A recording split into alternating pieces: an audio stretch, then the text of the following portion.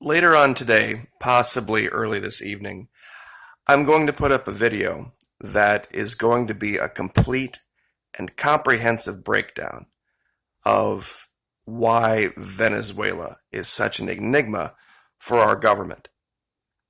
Going back to the 60s, there has been a major issue down there, starting in Colombia, affecting Peru, Ecuador, but Venezuela is going to be our focus. And just as a warning, to do this properly, to put everything in the context it needs to be placed in, that video is probably going to take close to an hour to go through all of the different events that happened that have led to the current situation and why Nicolas Maduro is not a dictator, why they are a Christian country. I've made allegation in other videos. Their version of right and left wing and our version of right and left wing are two totally different things, but that will be later on today. In this video, I would like to first share a little anecdotal evidence of my own. I've always been a big fan of growing veggies, and this is just an example, pardon me, let me get this just right, there we go, of some tomatoes that I started late in April. Now, on the far left, I bought 3 little plants and put them in a big pot and had them over by the house. It's kind of a light yellow, and everything seemed fine. I got some really good, nice dirt and fertilized them, and I don't know if you can kind of see it. I have a little hose in there that had a little leak in it, so it was giving a constant drip of water. Well, 10 days, that was 22 April, to May, the plant in front had died for some reason. I think it was just sick, I'm not sure, or maybe it was just a competition and it lost. But the 2 plants in back, they did okay, but I had moved them over to another side of the enclosure, and the growth just didn't seem right. Well, if you look over to the far right,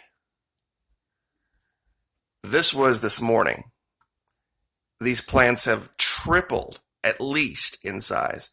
The first one, it just, nothing I did. I took it out, I repotted it, I tried to fertilize it, it just died. I don't know what it was, but the other 2, though, have just absolutely exploded when I put them back over here by the house. And when the sun, now this is a little early in the morning, gets up higher, that sun reflects off the house and it gets sun from both sides. So this is the power of sunshine. This is basically my anecdotal evidence way of saying that being out in the sun is good for you, causes growth. I already have 3 or 4 flowers that are going to become tomatoes, and I'm going to imagine probably in another 10 days, I'm going to be able to show you pictures of actual tomato starts. These are purple tomatoes. I don't know if you guys have ever seen those, but that's what's eventually going to grow. Now, to pivot kind of harshly, there's something going on with this COVID-19 that I've seen and I've wanted to talk about for a while. But I wanted someone else to bring it up. And no one else has. We see images like this, and they look all sanitized and nice. Do your part to stop the spread of novel coronavirus, protect your community by wearing cloth face coverings in public and working at an essential business. And of course, it all seems fairly innocuous, doesn't it? Because what are we trying to do? What's the goal? The goal is the public health. In the interest of the public health, you must give up liberty. In order for us to all be all together, for now, we must remain apart. Wasn't there a court ruling at one point that said separate was inherently unequal? Separate is inherently unequal. Who remembers this? I've, of course, added some text of my own just to give it kind of more of a punch. Because this is what's coming. You see, there was more to it back then, and not justifying Jim Crow, than just, we don't like these people because they're not like us. There were people that were deathly afraid of the freed slaves, of that culture, and they didn't want to be around them. Now, it was born out of a great deal of ignorance, but at the time, there were people making the argument that it was in the public health interest of to stay separated. Because after the Civil War, there were diseases that were running through the African American population like crazy. And many, many, many died. Now, this was, of course, seen as racism. This was seen as because they didn't have access to health care that white people did. Whatever the reason was, that's why, that was what borne out these laws. And this was the argument that was made. And that's where the court case came from. Separate is inherently unequal. Now, I'm sure there's already a lot of people out there typing, saying, you can't choose to not be a colored person. You can't choose to not be an African American, but you can choose to wear a mask. You can choose to social distance. That's absolutely true.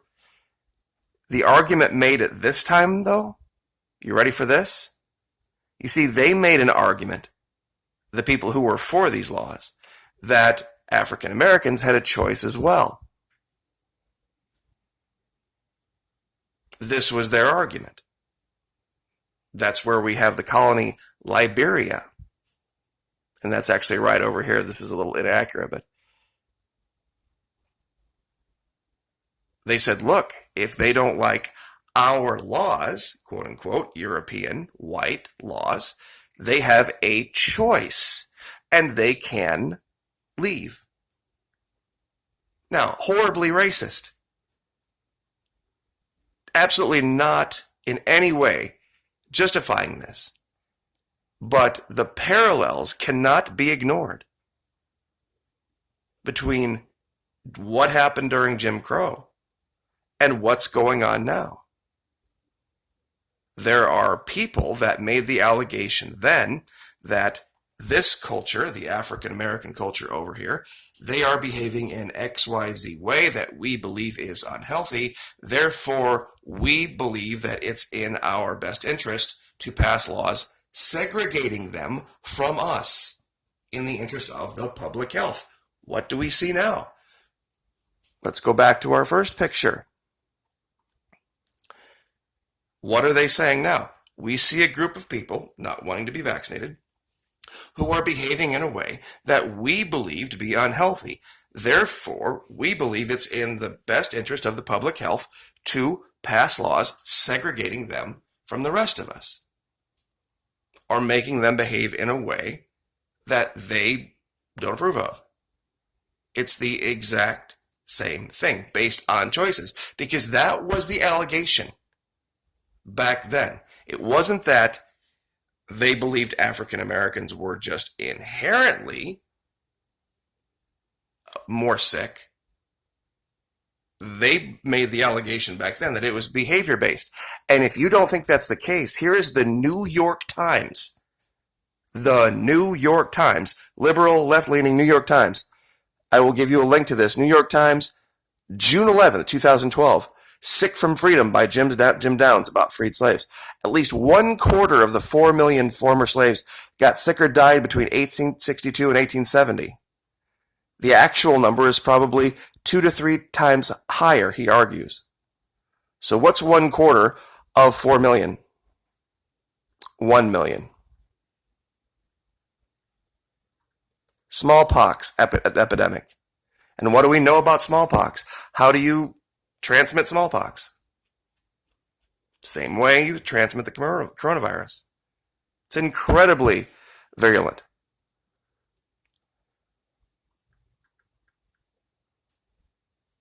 And like I said, I'm not going to read this whole argument for you, but if the New York Times makes this allegation that this was the case, liberation as a death sentence, how much more true could it be now?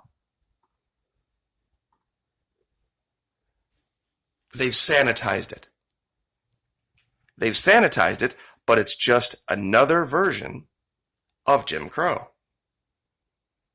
Just rehashed for the 21st century. There's a group of people who want to exercise liberty in a way that another group of people thinks isn't in the interest of the overall public health. Therefore, they want laws passed to restrict the behavior of those people and restrict the access of those people to public society. Sound familiar? Separate is inherently unequal. And that's what they're attempting to reinstate. Just with a different group of people for a different reason, but it's the same flawed, terrible concept that is anti-liberty. So, I know this was controversial, but it needed to be said. Somebody had to bring it up. Like, share, subscribe.